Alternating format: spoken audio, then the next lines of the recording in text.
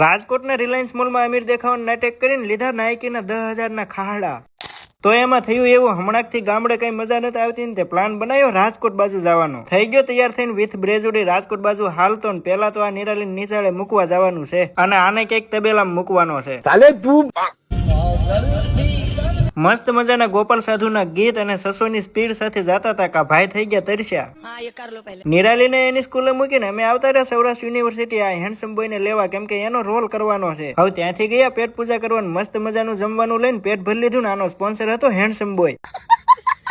अब वहाँ से हम तीनों आ जाती रिलायंस मॉल और रिलायंस डिजिटल में जाके करती धतिंग.